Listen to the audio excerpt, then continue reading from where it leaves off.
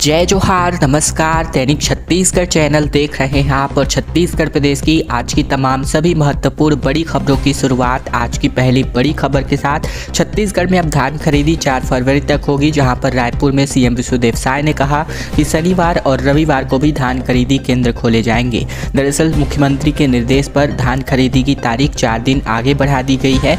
शनिवार और रविवार को भी धान खरीदी केंद्रों को खोला जाएगा। राज्य में रिकॉर्ड धान खरीदी के बावजूद किसानों को धान बेचने में किसी भी तरह की कोई परेशानी ना हो, इसको ध्यान में रखते हुए ये फैसला किया गया है। इसके पहले लोकसभा चुनाव को लेकर रायपुर में राजभवन के पास केंद्रीय कार्यालय का उद्घाटन किया गया। इस दौरान मुख्यमंत्री ने कहा कि विपक्ष का गठबंधन चुनाव से पहले ही बिखर चुका है। विधानसभा में मोदी की गारंटी पर विश्वास करते हुए लोगों ने बीजेपी को वोट देकर सत्ता सौंपी है। लोकसभा में भी अब रिकॉर्ड टूटेगा। वहीं धान खरीदी की तारीख बढ़ाने पर मुख्यमंत्री ने कहा कि वैसे तो बम्पर खरीदी हो चुकी है। 1,30,000 मीट्रिक टन धान की खरीदी का लक्ष्य था, जो पूरा हो चुका है। छत्तीसगढ़ के मौसम को लेकर अपडेट है, जहां दक्षिण से नम हवा की वजह से 1-2 स्थानों पर हल्की बारिश के आसार बनते नजर आ रहे हैं। दरअसल खबर आ रही है एक बार फिर से मौसम करवट बदलता दिखाई दे रहा है, क्योंकि मौसम विज्ञान विभाग के मुताबिक एक बार फिर नमी युक्त गर्म हवा का आगमन होने की संभावना बन रही है और इसकी वजह से प्रदेश में 1-2 स्थानों पर हल्की वर्षा होने की संभावना है। 1 फरवरी को बंगाल की खाड़ी से नमी युक्त गर्म हवा का आगमन होने के संकेत है और इसकी वजह से गुरुवार को भी हल्की बारिश हो सकती है। मौसम वैज्ञानिकों के अनुसार वर्षा का क्षेत्र मुख्यतः मध्य छत्तीसगढ़ रहने की संभावना है, यानी रायपुर, बिलासपुर, दुर्ग, बलौदाबाजार सहित कई जिलों में बारिश हो सकती है। बुधवार को राजधानी रायपुर का मौसम का आंशिक मेघमय रहने के आसार हैं। वही अधिकतम तापमान भी 31 डिग्री सेल्सियस जबकि न्यूनतम तापमान 17 डिग्री सेल्सियस रहने की संभावना है। मंगलवार को राजधानी सहित प्रदेश भर में मौसम शुष्क और साफ रहा। सर्वाधिक तापमान 31.1 डिग्री सेल्सियस तिल्दा में रिकॉर्ड हुआ, जबकि न्यूनतम तापमान 9.8 डिग्री सेल्सियस अंबिकापुर में दर्ज किया गया। एक पश्चिमी विक्षोभ द्रोणिका के रूप में मध्य क्षोभ मंडल में 5.8 किलोमीटर की ऊंचाई पर एक क्षेत्र कम दबाव का क्षेत्र निर्मित हो रहा है, जिसकी वजह से ये संभावनाएं बनती हुई नजर आ रही हैं। एक बार फिर से मुख्यमंत्री कैबिनेट की जो बैठक है वो यहाँ पर आज होने वाली है। धान खरीदी की तारीख बढ़ाने समेत कई अहम प्रस्तावों पर मुहर पहले ही लगाई जा चुकी है। दरअसल छत्तीसगढ़ सरकार की कैबिनेट बैठक जो है आज एक बार फिर से शुरू होने वाली है। 5 बजे से नवा रायपुर स्थित मंत्रालय महानदी भवन में। संभावना है कि कैबिनेट की बैठक में कई ऐसी महत्वपूर्ण योजनाएं हैं जिन पर मुहर लगाई जा सकती है, जिनमें सर्वाधिक महत्वपूर्ण महतारी वंदन योजना पर एक फैसला आ सकता है। हालांकि बैठक का एजेंडा अभी तक स्पष्ट नहीं हो पाया है। सरकार की ओर से सभी मंत्रियों को रायपुर पहुंचने का निर्देश कहा गया है। वहीं मंत्रालय में सभी अधिकारियों को निर्देशित दे दिए गए हैं। दरअसल नई सरकार ने हर बुधवार को कैबिनेट बैठक करने का फैसला किया है। छत्तीसगढ़ के हित के जनता के मुद्दे पर अहम फैसले लिए जाते हैं, ऐसा इनका कहना है। वहीं छत्तीसगढ़ विधानसभा के अगले सत्र फरवरी-मार्च 2024 के लिए राज्यपाल के अभिभाषण के मसौदे को स्वीकृति मिली थी। पिछली बैठक में तृतीय अनुपूरक अनुमान वर्ष 2023-24 को विधानसभा में पेश करने के लिए विधेयक के रूप में मंजूरी मिली थी। वहीं वित्तीय वर्ष 2024-25 के बजट को विधानसभा में पेश करने के लिए मसौदे का अनुमोदन किया गया था। छत्तीसगढ़ आबकारी नीति वित्तीय वर्ष 2024-25 को अनुमोदित किया गया, जिसमें प्रदेश में कोई भी नई शराब दुकानें इस नए वित्तीय वर्ष में नहीं खोलने की घोषणा की गई थी। तमाम ऐसे तरह के यहाँ पर घोषणाएं जो है पिछली बैठक में किए गए थे। SECL के खिलाफ 600 भू विस्थापितों ने मोर्चा खोला है, जहां कोरबा में मुख्यालय गेट के सामने इन्होंने धरना प्रदर्शन किया है। खदान बंद करके उग्र आंदोलन करने की भी चेतावनी दी है। दरअसल कोरबा में भू विस्थापित अपनी नई समस्याओं को लेकर निराकरण नहीं होने के कारण SECL मुख्यालय बिलासपुर का गेट जाम कर धरना प्रदर्शन करने के लिए अल्टीमेटम दिए थे, जहां चारों परियोजनाओं के भू विस्थापित लगभग 600 की संख्या में आंदोलन में उपस्थित हुए। गेट जाम करके धरना प्रदर्शन सुबह 11 बजे से शुरू हुआ, जो कई दौर की चर्चा के उपरांत शाम 6 बजे को समाप्त हुआ। धरना स्थल पर चर्चा के लिए SECL GM के मेन पावर प्रभारी GM L&R उपस्थित रहे, साथ ही IR और HR भी उपस्थित रहे।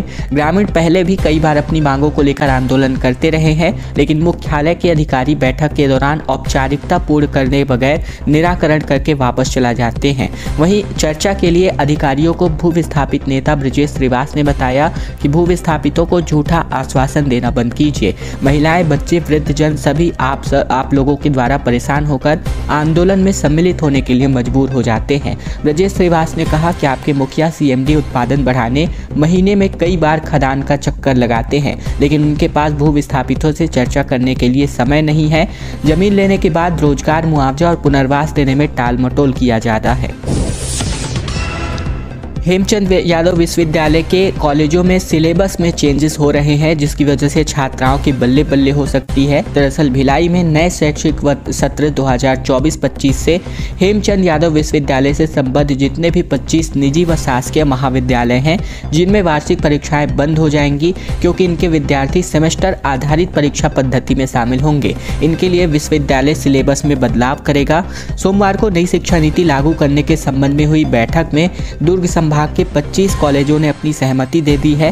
पहले चरण में हेमचंद यादव विश्वविद्यालय 15 शासकीय और 10 निजी कॉलेजों में नई शिक्षा नीति लागू करके परीक्षाएं कराएगा और अब विश्वविद्यालय नई शिक्षा नीति के हिसाब से सिलेबस को सेमेस्टर के लिए 2 हिस्सों में बांटने वाला है। कॉलेजों में भी पढ़ाई के इसी हिसाब से कराई जाएगी। सिलेबस में NEP यानी न्यू एजुकेशन पॉलिसी के तहत कुछ नए बिंदु भी जोड़ने वाले हैं, जिससे विद्यार्थियों के सिलेबस में वैल्यू एडिशन होगा। नए साल से शिक्षा नीति में नयापन लाने उच्च शिक्षा विभाग ने विश्वविद्यालय को निर्देशित कर दिया है, जिसको लेकर बैठकों का दौर भी शुरू हो चुका है। शुरुआती चरण में हेमचंद यादव विश्वविद्यालय ही प्रदेश में सबसे अधिक कॉलेजों में NEP लागू करवाएगा। उच्च शिक्षा विभाग ने NEP के लिए कॉलेजों को तैयार करने की जिम्मेदारी विश्वविद्यालयों को सौंपी है और इस कड़ी में पहले चरण में प्रदेश के 100 महाविद्यालयों का चयन NEP लागू करने के लिए किया गया है। छत्तीसगढ़ में नक्सली हमले में 3 जवानों के शहीद होने की खबर है। बीजापुर में 14 जवान घायल हुए हैं। IG ने कहा कि एनकाउंटर में 6 माओवादी भी मारे गए हैं। छत्तीसगढ़ के बीजापुर जिले के टेकलगुड़ेम में मंगलवार को हुए नक्सली हमले में 3 जवान शहीद हो गए, जबकि 14 जवान गंभीर रूप से घायल हैं। जगदलपुर से घायल जवानों को रायपुर के श्री नारायण अस्पताल में भर्ती कराया गया है। CM Vishnudeo Sai, deputy CM Vijay Sharma और वन मंत्री केदार कश्यप ने घायलों से मिलकर इनका हालचाल जाना। बस्तर IG सुंदराज P ने दावा किया है कि जवाबी कार्यवाही में 6 नक्सली भी मारे गए हैं। वहीं मंगलवार को जूनागुड़ा अलीगुड़ा के क्षेत्र में कोबरा STF DRG की टीम संयुक्त रूप से सर्चिंग ऑपरेशन में लगी थी। दोपहर 3 से 4 बजे के बीच घात लगाए नक्सलियों की टीम ने इन पर फायरिंग कर दी। इस दौरान सुरक्षा बलों ने नक्सलियों का मुंहतोड़ जवाब दिया है। फोर्स को भारी पड़ता देख माओवादी जंगल की आड़ लेकर भागने में कामयाब हो गए। वहीं घायल जवानों के हालात खतरे से बाहर बताए जा रहे हैं।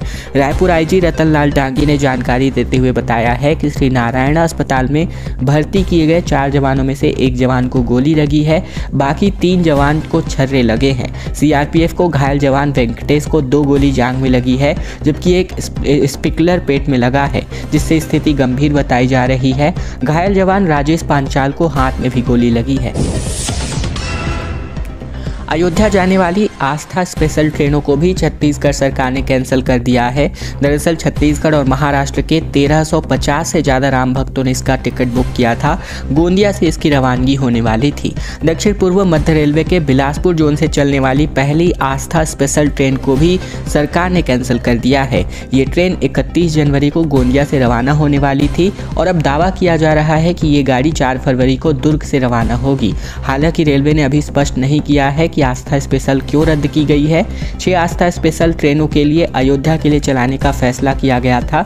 अयोध्या जाने वाली पहली आस्था स्पेशल ट्रेन कैंसिल होने से छत्तीसगढ़ और महाराष्ट्र के राम भक्तों में मायूसी छी है। वहीं आस्था स्पेशल ट्रेन के लिए 1344 यात्रियों ने अपने टिकट बुक करा लिए थे। उनके लिए रेलवे ने अभी तक कोई भी वैकल्पिक व्यवस्था नहीं की है। इसके अलावा ना ही टिकट वापसी की भी घोषणा हुई है। दीपक बैज ने कहा कि हत्या को हादसे में बदलने की कोशिश है। दरअसल कवर्धा में 3 बैगा आदिवासियों की मौत पर सवाल खड़े हो रहे हैं। कहा खंबे और दीवार पर खून के छींटे मिले हैं। कवर्धा में राष्ट्रपति के दत्तक पुत्र माने जाने वाले बैगा परिवार के 3 लोगों की संदिग्ध परिस्थितियों में मौत पर कांग्रेस प्रदेशाध्यक्ष दीपक बैज ने सवाल उठाए हैं। इन्होंने कहा है कि परिजन आरोप लगा रहे हैं कि घटनास्थल पर लकड़ी के खंबे, दीवार और जमीन पर खून के छींटे मिले थे, लेकिन पुलिस हत्या को आगजनी से हुई मौत बताने की कोशिश कर रही है। दरअसल कांग्रेस के प्रदेशाध्यक्ष दीपक बैज ने मुख्यमंत्री विष्णुदेव साय को पत्र लिखा है। इसमें पंडरिया के ग्राम नागा डबरा में मौत के मामले में जल्द से जल्द न्यायिक जांच कराने की मांग की है। साथ ही कांग्रेस ने इस मामले में जांच समिति भी गठित की है। दीपक बैज ने पत्र में लिखा है कि मृतकों के परिजनों का ये भी आरोप है कि पुलिस और प्रशासन ने मृतकों के शव के सभी अंगों को दिखाए बगैर पंचनामा बनाया। बिना जानकारी के ही घटनास्थल के बगल वाले खेत में पोस्टमार्टम किया गया है।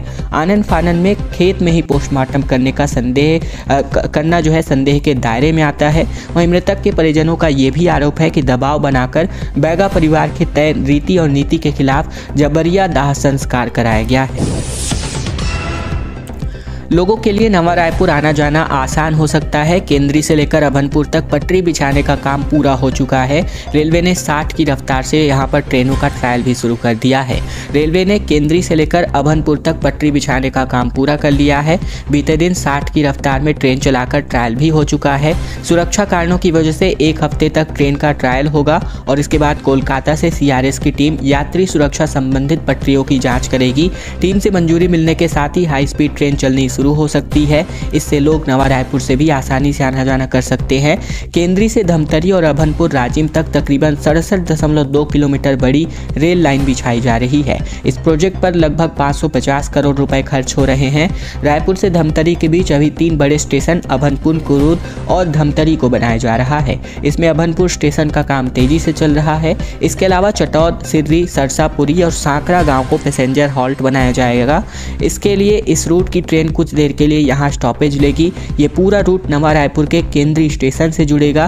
रेलवे का दावा था कि इस प्रोजेक्ट को 2022 में पूरा कर लिया जाएगा, लेकिन अभी तक सिर्फ मंदिर हसौद से नवा रायपुर तक ही महज 21 किलोमीटर और केंद्रीय से अभनपुर तक तकरीबन 6 किलोमीटर ही पटरी बिछाने का काम पूरा हुआ है। छत्तीसगढ़ में पारा चढ़ने लगा है। ठंड कम पड़ चुकी है, जहां 48 घंटे में 2 डिग्री तक और न्यूनतम तापमान बढ़ने की संभावना है। हालांकि मध्य छत्तीसगढ़ में हल्की फुहार पड़ने की भी संभावना है। जैसे कि मैंने आपको पहले न्यूज़ में बताया, छत्तीसगढ़ में मौसम करवट ले सकता है क्योंकि पिछले 2 दिन में न्यूनतम तापमान 2 से 3 डिग्री तक बढ़ चुका है। इसके साथ ही रात में ठंड भी कम हुई है। अगले 48 घंटे में पारा 2 डिग्री तक और ऊपर जाने की संभावना है। हालांकि अभी सुबह से धुंध से राहत नहीं मिली है। सरगुजा संभाग में भी रात के तापमान में बढ़ोतरी का दौर जारी है। बावजूद इसके अंबिकापुर सबसे ठंडा बना हुआ है। बीते दिन यहां न्यूनतम तापमान 8.4 डिग्री सेल्सियस रिकॉर्ड हुआ। डोंगरगढ़ में 31 के साथ सबसे गर्म स्थान रहा। बलरामपुर में 8.8 जबकि जसपुर में 9.1 डिग्री सेल्सियस तापमान रिकॉर्ड हुआ। वहीं दुर्ग में रात का पारा लगातार बढ़ता जा रहा है। पिंडरा में औसतन से 3 डिग्री तक अधिक तापमान रहा।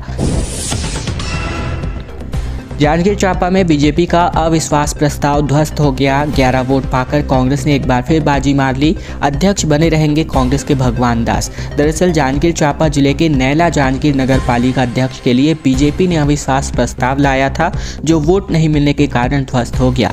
नगर पालिका ने 25 पार्षदों के मतदान को लेकर के यहाँ पर मतदान किया, जहाँ अविश्वास प्रस्ताव के पक्ष में 14 मत, विपक्ष के मत में 11 मत पड़े। 1/3 बहुमत अविश्वास प्रस्ताव के पक्ष में नहीं पड़ा। कांग्रेस समर्थित अध्यक्ष भगवान दास गढ़ेवाल अध्यक्ष पद पर बने रहेंगे। छत्तीसगढ़ में बीजेपी की सरकार आने के बाद नगर पालिका में भी कांग्रेस समर्थित अध्यक्ष को हटाने के लिए बीजेपी पार्षद लामबंद हो गए थे। जांजगीर नैला नगर पालिका के अध्यक्ष भगवान दास गढ़ेवाल की हटाने को लेकर अविश्वास प्रस्ताव लाया गया था। वहीं नगर पालिका अध्यक्ष पर भ्रष्टाचार करने और नगर विकास में बाधा डालने का आरोप लगाकर अविश्वास प्रस्ताव लाया गया था। पीठासीन अधिकारी SDM की उपस्थिति में प्रक्रिया 12 बजे प्रारंभ की गई। नगर पालिका के सभी 25 पार्षद सदन में उपस्थित रहे और मतदान किया गया, जिसमें से 11 वोट अविश्वास प्रस्ताव के विरोध में पड़े और 14 वोट अविश्वास प्रस्ताव के पक्ष में पड़े। छत्तीसगढ़ मिलर्स एसोसिएशन और अफसर यहां पर 140 करोड़ रुपए खा गए। प्रति क्विंटल 20 से लेकर 100 रुपए तक लेते थे। कारोबारी ने कहा कि हर काम के पैसे लिया करते थे। छत्तीसगढ़ में ईडी ने कस्टम मिलिंग स्कैम में मार्कफेड के पूर्व एमडी मनोज सोनी सहित कुल 5 लोगों पर एफआईआर दर्ज कराई है। आरोप है कि 140 करोड़ की अवैध वसूली की गई। इनमें अफसरों से लेकर मिलर्स एसोसिएशन के पदाधिकारी तक शामिल है। जांच में पता चला है कि एसोसिएशन के कोषाध्यक्ष रोशन चंद्राकर लेवी वसूलते थे और अफसरों को इसकी जानकारी देते थे। जिनसे रुपए नहीं मिलते उनका भुगतान रोक दिया जाता। कारोबारियों के अनुसार अफसरों को हर काम का पैसा देना पड़ता था। विधानसभा में भी बीजेपी विधायक शिवरतन शर्मा ने कहा था कि कस्टम मिलिंग में प्रति टन 20 रुपए वसूली की जाती है। एसीबी के अफसरों के मुताबिक आरोपी अफसरों और मिलर्स एसोसिएशन के पदाधिकारियों की जल्द गिरफ्तारी भी हो सकती है। वहीं 15 माह से यह पूरा जो है खेप चलाया जा रहा था। कारोबारियों के अनुसार मनोज सोनी और उनके सहयोगियों का यह खेल 15 माह से चल रहा था। इसके लिए पूरी टीम बनाई गई थी। टीम में मार्कफेड के अफसर और Chhattisgarh state in millers association के पदाधिकारी भी शामिल थे। अकबर के भाई का टेंडर निरस्त किया जा रहा है। सरकार अब हाईकोर्ट पहुंच चुकी है। छत्तीसगढ़ शासन का स्टे हटने की आशंका जो है निकल कर सामने आ रही है। इसके लिए याचिका पहले से ही दायर हो चुकी है। छत्तीसगढ़ के पूर्व मंत्री मोहम्मद अकबर की भाई की फर्म का ठेका निरस्त करने का मामला जो है हाईकोर्ट पहुंच चुका है। राज्य सरकार की ओर से कैविएट दाखिल कर दिया गया है। इसमें कहा गया है कि टेंडर निरस्त करने के खिलाफ याचिका दायर हो तो अंतरिम फैसला देने के पहले उनका भी पक्ष सुना जाए। राज्य सरकार को आशंका है कि उनके फैसले के खिलाफ फर्म हाई कोर्ट जा सकती है। दरअसल सरकार ने पूर्व मंत्री भाई मोहम्मद असगर की फर्म रायपुर कंस्ट्रक्शन को दिया था, जिसमें 210 करोड़ का टेंडर निरस्त किया गया है। आरोप है कि फर्म टेंडर और भुगतान में फर्जीवाड़ा किया है। बलरामपुर में प्रार्थना सभा की आड़ में धर्मांतरण का खेल चलाया जा रहा है। हिंदू संगठनों ने जमकर हंगामा किया इसके विरोध में। झारखंड के 5 लोग इसकी वजह से हिरासत में हुए हैं। बलरामपुर जिले में बीती शाम को लोगों को लालच देकर उनकी बीमारी को ठीक करने और प्रलोभन देकर धर्म परिवर्तन करने के आरोप में हिंदू महासंघ के कार्यकर्ताओं ने जमकर हंगामा किया। आरोप है कि कुछ लोग धर्मांतरण कराने इस तरह के आयोजन कर रहे हैं और अब पुलिस ने झारखंड के 5 लोगों को हिरासत में लिया है। जानकारी के मुताबिक वार्ड क्रमांक 3 में सुरेश मिंज के घर पर प्रार्थना सभा के नाम पर कुछ लोगों का धर्म परिवर्तन करने की सूचना हिंदू महासंघ के जिलाध्यक्ष मनीष सिंह को मिली थी। कांग्रेस को डोनेशन देने पर राहुल गांधी से गिफ्ट मिलेगा। छत्तीसगढ़ के नेताओं और पदाधिकारियों के लिए एक नई स्कीम लाई गई है, जहां भारत जोड़ो न्याय यात्रा से इसको जोड़ा जा रहा है। कांग्रेस ने अपने डोनेशन अभियान को आगे ले जाने के लिए नई स्कीम लॉन्च की है। इसके तहत दान देने पर छत्तीसगढ़ के नेताओं और कार्यकर्ताओं को तोहफा मिलेगा। तोहफे में राहुल गांधी की साइन की गई टी-शर्ट, बैग और बैच सहित अन्य सामान मिल सकते हैं। कांग्रेस की कैंपेन डोनेट फॉर न्याय अभियान के लिए सबसे कम डोनेशन छत्तीसगढ़ से ही हुई है और ऐसे में कार्यकर्ताओं को मोटिवेट करने के लिए सीधे राहुल गांधी की भारत जोड़ो न्याय यात्रा से इसको जोड़ा जा रहा है। पदाधिकारियों को डोनेशन देने को लेकर निर्देश भी जारी हो चुके